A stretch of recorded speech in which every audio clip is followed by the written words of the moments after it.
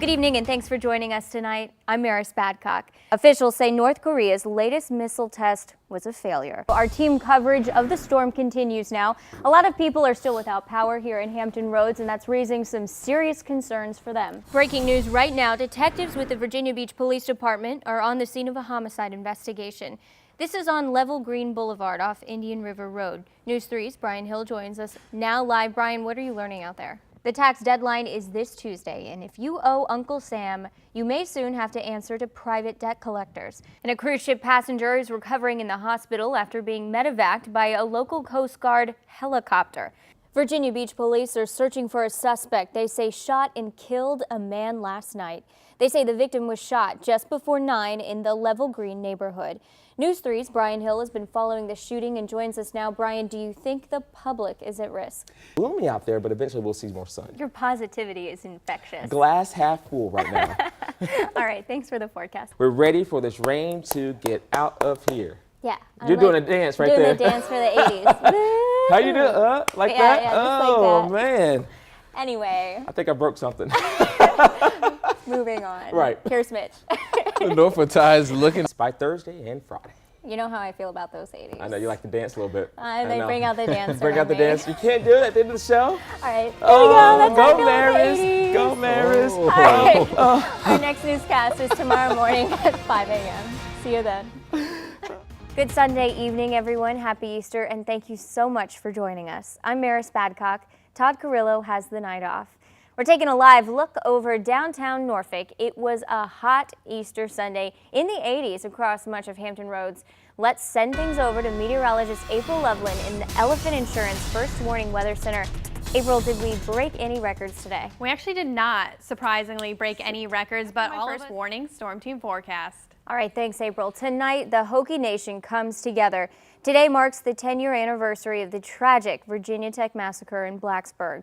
Hundreds of people gathered in Virginia Beach today to remember their fellow Hokies at a memorial hosted by the Tidewater chapter of the Virginia Tech Alumni Association. News 3's Brian Hill was there and joins us with more. Brian, what was the mood like out there? Merris, everyone said Hill News 3. Governor Terry McAuliffe joined the current and former Virginia Tech president on campus for a wreath-laying today. About 200 people looked on as the group made their way by each stone marked with the victim's name. Families, friends, and the Hokie Nation then had their own time to pay their respects.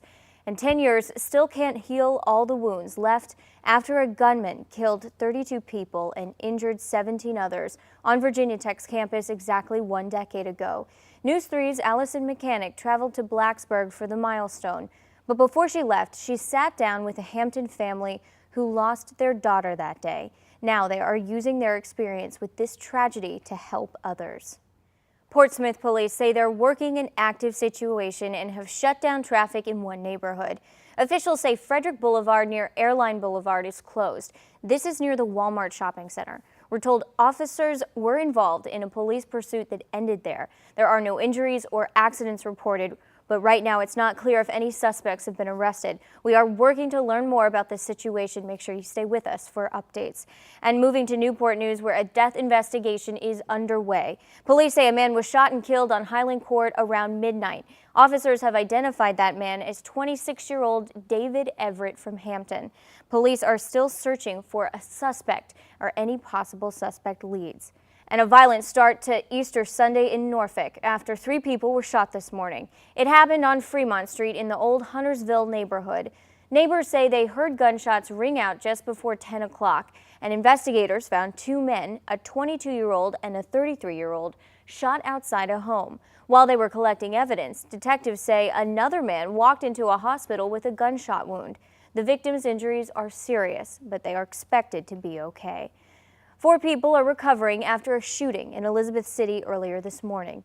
Officials say it happened at the American Legion on South Martin Street. The 4 victims were standing in line waiting to enter the building when they were shot.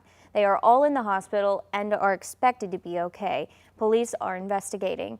And new details tonight, a photographer accidentally killed while taking pictures at a truck race on the Eastern Shore has been identified.